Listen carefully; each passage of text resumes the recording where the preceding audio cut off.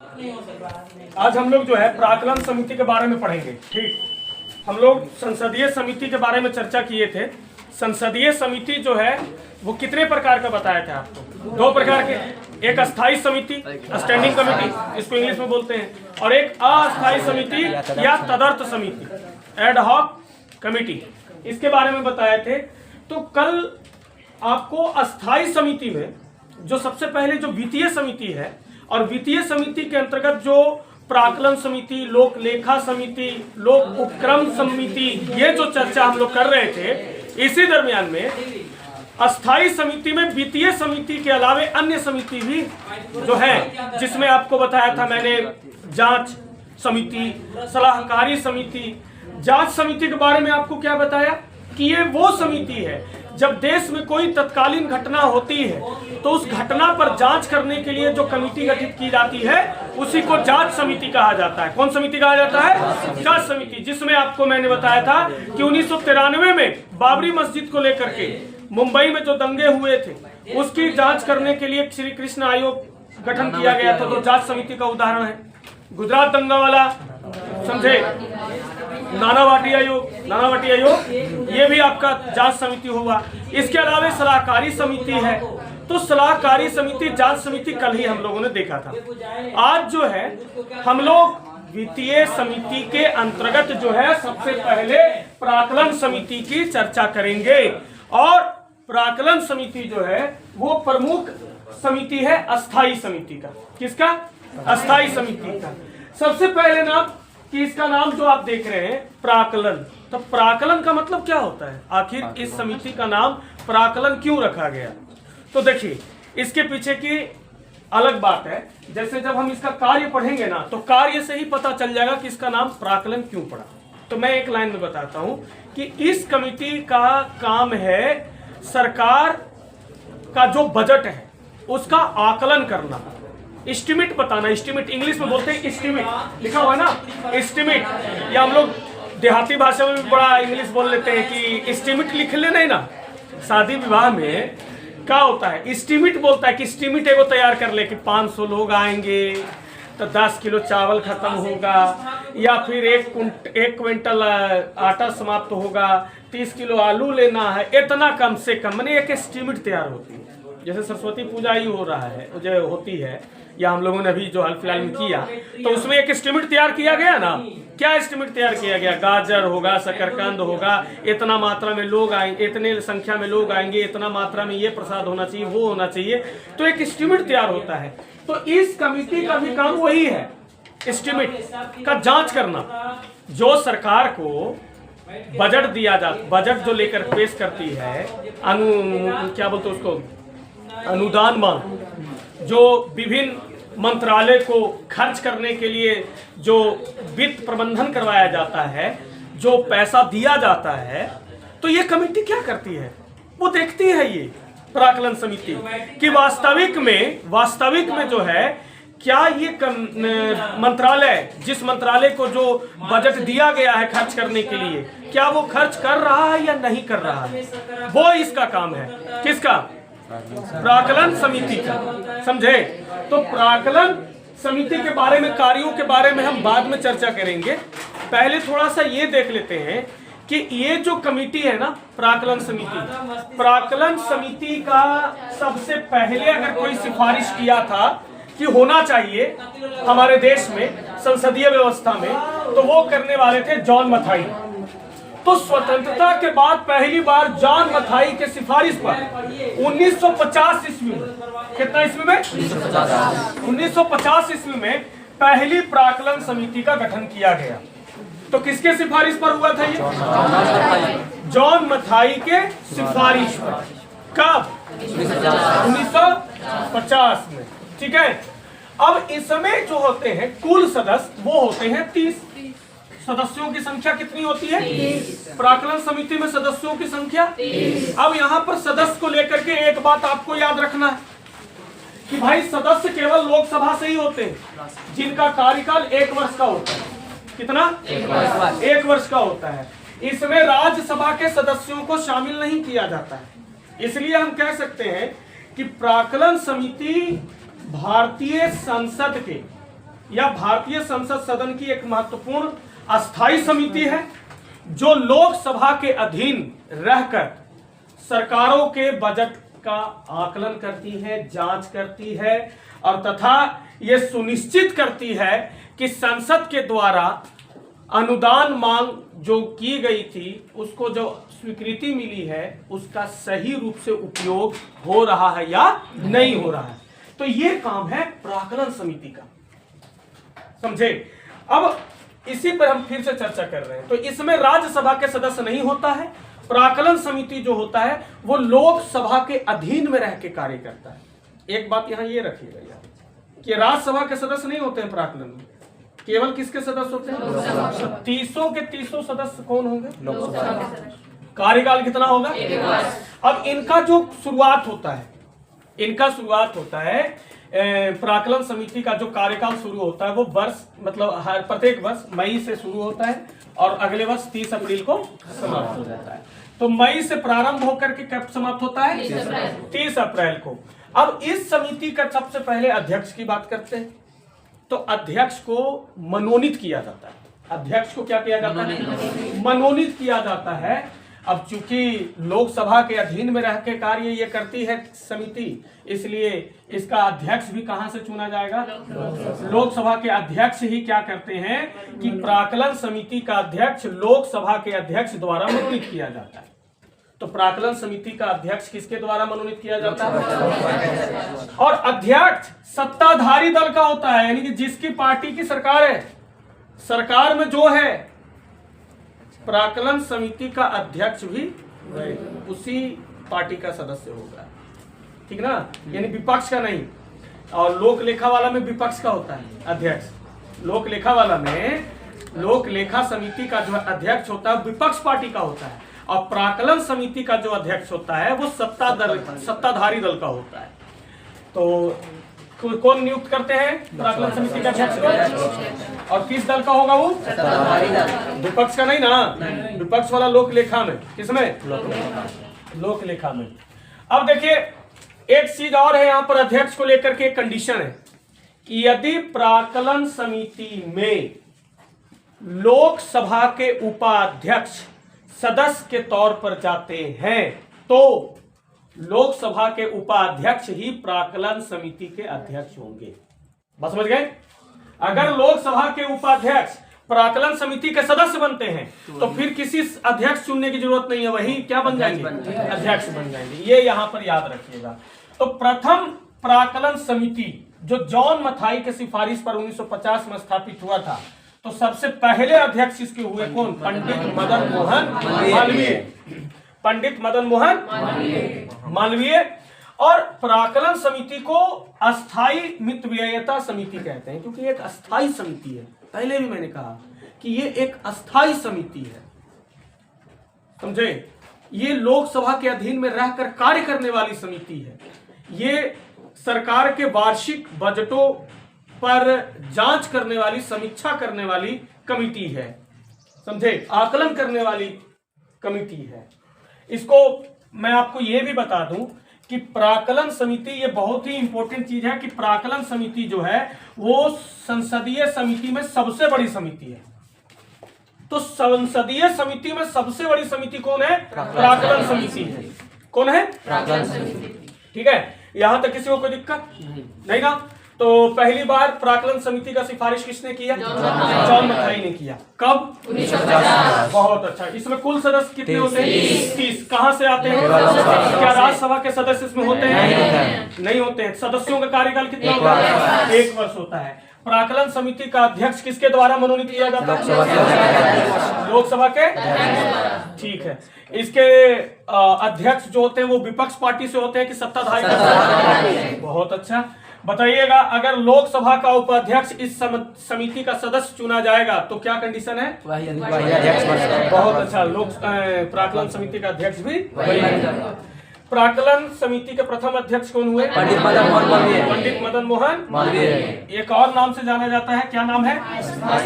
अस्थायी मितव्ययिता समिति, यानी कंटिन्यूअस इकोनॉमिक कमिटी।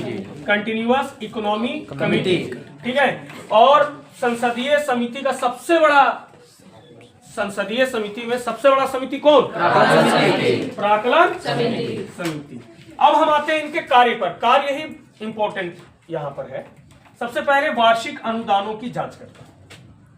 जो मंत्रालय को दिया जाता है अनुदान मांग के तहत, चाहे वो स्वास्थ्य मंत्रालय को दिया जाए, चाहे जल संसाधन मंत्री को दिया जाए, शिक्षा मंत्री को दिया जाए, सड़क परिवहन मंत्री को दिया जाए, जो मंत्री को दिया जाए, जो भी मंत्रालय को अनुदान जो दिया जाता है, तो उसका जांच करना कि आप कितना खर्चा कर सकते हैं। मतलब कि जैसे मान लीजिए कि एक सड़क बनाना है और उस सड़क बनाने में प्राक्कलन समिति का काम है कि भाई उस वहां पर पहले ही जांच कर ले रहे हैं, बताएंगे वो एस्टीमेट बताएंगे कि अगर आपको 10,000 रुपया मिला है सड़क बनाने के लिए, तो आपको वास्तविक में वो 10 रुपया खर्च हो पाएगा कि नहीं, सही में वो आप 10 रुपया को खर्च करिएगा कि नहीं। जैसे सीमेंट कितना का आता है, छड़ी कितना का आता है, लेबर चार्ज कितना लगेगा, मशीन चार्ज कितना लगेगा, ये सारा पहले आकलन करता है, एस्टिमेट तैयार कर लेता है ये, समझे। तो पहले ये जांच करता है, पहले ये आकलन कर लेता है कि हाँ आपको इतना लगेगा, इतना लगेगा। यहाँ पर गागेगी पर ध्यान दीजिए, ये गागेगी वाला काम करता है कि इतना आपको लगेगा।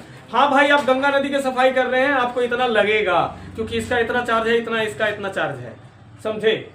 हाँ भाई आपको इतना लगेगा, यानी कि इसका काम है वार्षिक अनुदानों की जांच करना। ये सरकारी खर्च में कैसे कमी लाया जाए इस पर भी ये फोकस करता है।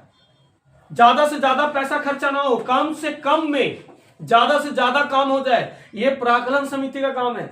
ये प्रशासन में सुधार कैसे किया जाए, संगठन में कुशलता कैसे लाया जाए, ये सभी विषयों पर ये चर्चा करती है। और एक बात याद रखना कि जब ये समिति समीक्षा करके अपना रिपोर्ट सदन में पेश करती है, तो प्राक्कलन समिति के प्रतिवेदन पर सदन में कोई बहस नहीं होती। ये जो रिपोर्ट दे दिया तो दे दिया।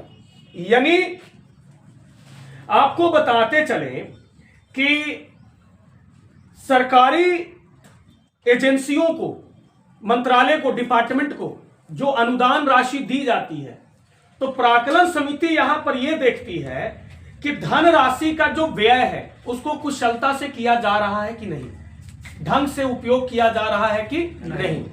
ऐसा तो नहीं है कि खाली बस शादी विवाह में ही पेट्रोल फूंक दिया जा रहा है मंत्रियों के द्वारा, बर्थडे में ही केक काटने में ही 3 लाख और 4 लाख रुपया चल जा रहा है या 1 करोड़ रुपया चल जा रहा है। ये सब जांच करता है भाई, जांच एजेंसी की तरह ये। और साथ ही ये भी ये देखती है प्राक्कलन समिति कि मंत्रालयों के द्वारा जो राशि खर्च की जा रही है, क्या उसका वांछित परिणाम आ रहा है या नहीं, बेनिफिशियल हो रहा है कि नहीं, लाभ मिल रहा है कि नहीं उससे, यह भी इसका काम है।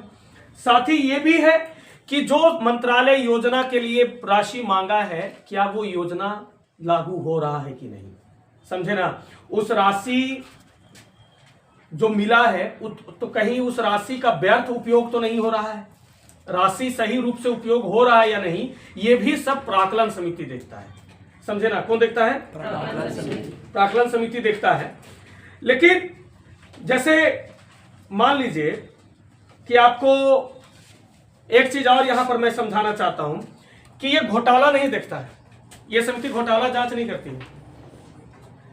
अगर आपके मन में आए कि इसका अगर ये जांच करती है तो इसका मतलब ये घोटाला उजागर कर सकती है, अगर कोई राशि अगर अच्छा उपयोग नहीं कर रहा है। तो देखिए सबसे पहली बात तो प्राक्कलन समिति घोटाला उजागर करने के लिए नहीं बनी, लेकिन इसका मतलब यह भी नहीं है कि ये घोटाला उजागर करने में सक्षम नहीं है। अगर ये रिपोर्ट दे सकती है तो उस रिपोर्ट पर जांच कमेटी बैठेगी। फिर अगर ये तैयार करके दे दी कि भाई इतना इतना इतना एस्टीमेट बना के दे दिया, अब वहां पर एस्टीमेट बना के दिया गया, अब उस एस्टीमेट का मिसयूज हो रहा है या उस एस्टीमेट से ज्यादा जा रहा है, तो वो तो जांच करेगी ना कि एस्टीमेट इतना का है तो इतना कैसे जा रहा है, तो जांच होगा। तो यानी इनके रिपोर्ट पर घोटाला उजागर हो सकता है, लेकिन ये घोटाला उजागर नहीं करेंगे, ये केवल रिपोर्ट देगा। प्राक्कलन समिति क्या करेगी? रिपोर्ट देगी, घोटाला उजागर नहीं करती है सीधे तौर पर। घोटाला के लिए, घोटाला उजागर करने के लिए लोक लेखा समिति है, कैग है, सीबीआई है, यानी कि प्राक्कलन समिति का रिपोर्ट लोकलेखा समिति के लिए महत्वपूर्ण है। कैग के लिए, नियंत्रक महालेखा परीक्षक की जो बात करते हैं हम, उसके लिए, सीबीआई एजेंसी के लिए इंपॉर्टेंट है। फिर उस आधार पर जो है घोटाले की जांच होती है। कोयला घोटाला हो चाहे जो भी घोटाला हो, अभी तो बड़े बड़े घोटाला उजागर किया गया, तो ये केवल रिपोर्ट तय करती है, समझे। अगर मैं आपसे मतलब आप लोग को समझ में आ गया, कोई दिक्कत नहीं ना?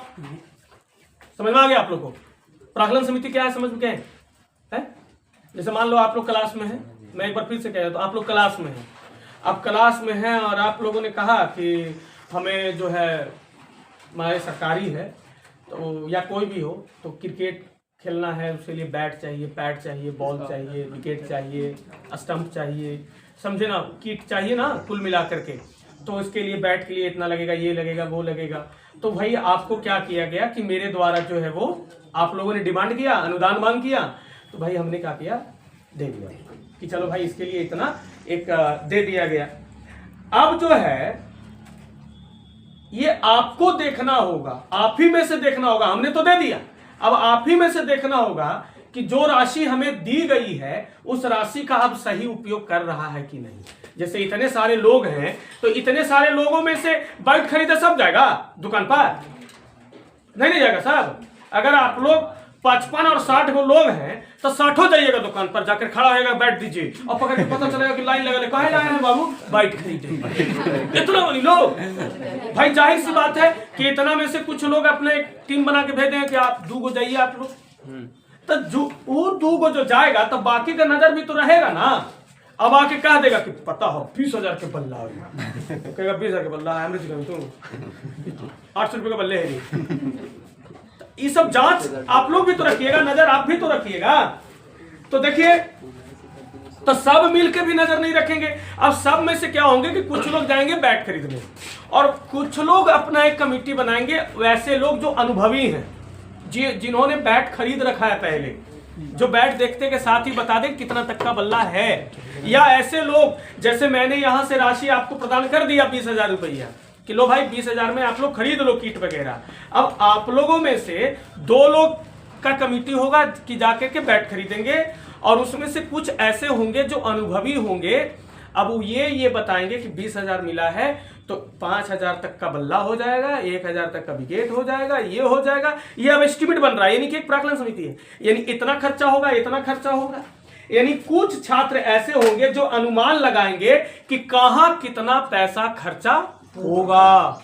तो कहां कितना पैसा खर्चा होगा, इसी को बोलते हैं प्राक्कलन समिति, समझे ना, क्या बोलते हैं उसको। तो कहां कितना पैसा खर्चा होगा, तो ये हो गया प्राक्कलन समिति आप लोगों का। और यही मान लीजिए आपने कहा कि कहां कितना पैसा खर्चा होगा, उस हिसाब से आपने एस्टिमेट बना के दे दिया उसको। अब वो जो है चल दिया बैट खरीदने कि हाँ भाई 5,000 के बल्ला के लिए खर्चा होगा, 1,000 रुपये विकेट के लिए, 500 रुपया में बॉल ले लेंगे, इतना एस्टिमेट हो गया, यानी प्राक्कलन समिति का काम यहाँ हो गया। अब उसके बाद वो चला गया, अब एक और कमेटी बैठी हुई है कि वास्तविक में तुमने उतना खर्चा किया कि नहीं किया। या आकर के उधर से रिपोर्ट दे रहा है कि 5,000 बल्ला के लिए मिला था, 9,000 रुपया लग गया बल्ला में। अब वो जांच करेगा कि 9,000 लग गया, अच्छा ठीक है, कौन दुकान से लिया, फलान दुकान से, कौन ब्रांड है, ये ब्रांड, कितना चल रहा है मार्केट में इसका वैल्यू, वो पूरा निकालेगा। और अगर थोड़ा सा भी जांच में त्रुटि पाई गई तो आप आ गए घोटाले की श्रेणी में। प्राक्कलन समिति ने रिपोर्ट दिया था इतना और वो चला गया था दूसरे कमेटी के पास। तो ये जो जांच करेगी दूसरी कमेटी, वो हो गया लोक लेखा समिति। यानी लोक लेखा समिति का काम क्या है कि सही रूप से उस पैसे का उपयोग हुआ है या नहीं, या सही जगह पे खर्चा हुआ है कि नहीं। रियल में आपने 9,000 रुपया खर्चा किया, लेकिन पता है कि 4,000 रुपया बाद में जांच में पता चला गया कि ये जो 9,000 रुपया बैट के लिए बता रहा था, वास्तविक में 4,000 रुपया खर्चा हुआ है। तो बोला और 5,000 कहाँ है, तो और 5,000 में क्या किया है कि एपीआर हॉल में 2 गो शो देखा है, जाकर के गया में एपीआर हॉल में जाकर के मूवी देखा है, बहुत तगड़ा तगड़ा 2 गो, और उसके बाद जो है से 4 गो ये जीन्स लिया है, और उसके बाद छोले भटूरे के ठेला पर जाकर के ये 2 प्लेट से ज्यादा का छोला भटूरा खाया है, जांच में पाया गया है। अब रिपोर्ट दे दिया तो अब घोटाला में आ गए, समझे, ये भी चीज है। तो यानी कि प्राक्कलन समिति का यही काम है कि भाई कहां पर कितना होगा, खर्चा होगा, यानी एस्टिमेट देता है, और लोक लेखा समिति देता है कि वास्तविक में तुमने उतना काम किया है या नहीं किया है। तो ये क्या कर रही है, सरकार की समीक्षा कर रही है, उसके कार्यों की समीक्षा करके देती है या एस्टिमेट बनाती है, ये समझे। तो ये इसका काम है, किसका, प्राक्कलन समिति का, ठीक है। तो ये जांच वगैरह करती है, लेकिन एक चीज है, इस पर कुछ प्रतिबंध भी है, इसकी कुछ बाउंड्री भी है। क्या सब चीज पे जांच कर देगा, हर एक खर्चा पर? नहीं। रक्षा मंत्रालय के गोपनीय खर्चों की जांच ही नहीं करेगा, डिफेंस को लेकर के, ठीक है, एकदम नहीं करेगा कि सेना के मामले में कहां पर क्या है नहीं है, इसमें इसका कोई इंटरफेयर नहीं होगा, वो रक्षा मंत्रालय का काम है, ठीक है। ये जो समिति है वो नीति संबंधी मामलों पर चर्चा नहीं करती है, इतना जान लीजिए आप। नीति संबंधी का मतलब हो गया कि देश में कौन सा कानून रहेगा और कौन सा कानून नहीं रहेगा, ये इसका काम नहीं है भाई, समझे ना, इसका काम नहीं है। जैसे मान लीजिए प्रधानमंत्री आवास योजना, इसके तहत कितना पैसा, इसके तहत जैसे नए कानून बनाना या फिर पुराने कानून में संशोधन करना, इस मामले में इसको जांच करने का कोई अधिकार नहीं है। कानून बनेगा कि कानून में सुधार होगा, संशोधन होगा, इसमें प्राक्कलन समिति का कोई योगदान नहीं, ठीक है। जो सरकार के द्वारा जो विभिन्न कार्यक्रम चलाया जाता है, जो सरकार के द्वारा जो योजनाएं लाई जाती हैं, कोई ऐप लाया जाएगा, प्रधानमंत्री आवास योजना मान लो, मनरेगा मान लो, डिजिटल इंडिया मान लो, तो ये लाया जाएगा कि नहीं लाया जाएगा, तो इस मामले में ये नीति संबंधी मामलों पर ये चर्चा नहीं करता है। नियम बनावे वाला मामले पर ये चर्चा नहीं करता है, बल्कि जो बन गया अब उसमें जो धनराशि आवंटित हो रही है बस उस पर ही चर्चा करता है। तो धनराशि में भी मान लो, ये टैक्स के मामले में इसका कोई पावर नहीं है, टैक्स की जो प्राप्ति है उस पर ये कुछ नहीं करने वाला है। करों के निर्धारण में या उसके संशोधन में टैक्स कितना होना चाहिए किस वस्तु पर या इसमें बदलाव होना चाहिए, इस मामले में प्राक्कलन समिति का कोई योगदान नहीं है, ये जान लीजिए। यानी नीति संबंधी में इसका कोई अधिकार नहीं है, रक्षा मंत्रालय के गोपनीय खर्चा में इसकी कोई अधिकार नहीं है, और टैक्स के निर्धारण या संशोधन में इसका कोई योगदान नहीं है। तो समझ गए, प्राक्कलन समिति का काम क्या है, एस्टिमेट तैयार करना, और लोक लेखा समिति उसका जांच करना, समझे ना। तो जितने भी हमारे देश में जो घोटाले उजागर हुए हैं, समझे ना, जितने भी घोटाले उजागर हुए हैं, क्या वो घोटाले प्राक्कलन समिति ने उजागर किया है? लोक लेखा ने किया है, समझे ना। उसके अलावा कैग ने किया है, कैग किसने? कैग ने किया है, सीबीआई ने किया है, सीबीआई का भी तो काम है, सीबीआई का भी तो काम है यही चीज। जैसे बोफर्स घोटाला 1987 में हुआ था, उसका जो खुलासा है वो आपका क्या बोलते हैं, लोक लेखा समिति और कैग ने किया। इसके अलावा 2G स्पेक्ट्रम घोटाला 2010 में हुआ, कोयला घोटाला 2012 में ये जो खुलासा हुआ, 2G स्पेक्ट्रम घोटाला 2010 वाला जो है ये कैग की रिपोर्ट, कोयला वाला जो घोटाला 2012 में उजागर हुआ ये भी आपके कैग की रिपोर्ट पर। ये घोटाला उजागर करने का काम आपका पीएसी और सीएजी, पीएसी यानी कि वही आपका लोक लेखा समिति, समझे। तो ये इनका काम है, प्राक्कलन समिति सिर्फ अपना रिपोर्ट देती है। कोई दिक्कत? कोई दिक्कत? ये तो भाई एस्टिमेट ही दो रही है, तो कहां से घोटाला जांच करेगी, तभी एस्टिमेट बता रहा है। तो यहां पर एक बार मैं फिर से रिपीट कर दूं, उम्मीद है कि समझ में आ गया। बताइए कि प्राक्कलन समिति के लिए सिफारिश किसकी हुई थी, कब हुई थी, कार्यकाल कितना, कुल सदस्य की संख्या, लोकसभा से कितना होते हैं, 30 होते हैं, केवल लोकसभा के होते हैं, क्या राज्यसभा के सदस्य होते हैं। समिति का कार्यकाल कब शुरू होता है, बहुत अच्छा। समिति का अध्यक्ष जो है किसके द्वारा मनोनीत होता है, ठीक है। अगर लोकसभा के उपाध्यक्ष इस समिति के सदस्य चुने जाएंगे तो फिर इसके क्या होंगे, वो प्रथम प्राक्कलन समिति के अध्यक्ष कौन थे, बहुत अच्छा। इसे और किस नाम से जाना जाता है, अस्थायी निष्क्रियता समिति, यानी कंटिन्यूअस इकोनॉमिक कमेटी, ठीक है। संसदीय समिति का सबसे बड़ा समिति, संसदीय समिति का सबसे बड़ा समिति है प्राक्कलन समिति, ठीक। कोई दिक्कत?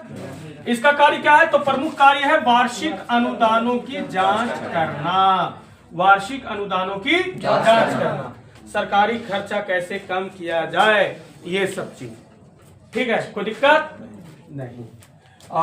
टैक्स के निर्धारण या संशोधन में इसका कोई योगदान नहीं है, और क्या बोलते हैं, नीति मामले पर ये चर्चा नहीं करती है। घोटाले वगैरह उजागर करने का काम आपका लोक लेखा समिति का है, फिर आपका कैग का है, फिर सीबीआई का है, इनका है। जो भी अभी तक घोटाले उजागर हुए उन लोगों ने किया। ये केवल रिपोर्ट देती है और इसके रिपोर्ट पर सदन में कोई बहस नहीं।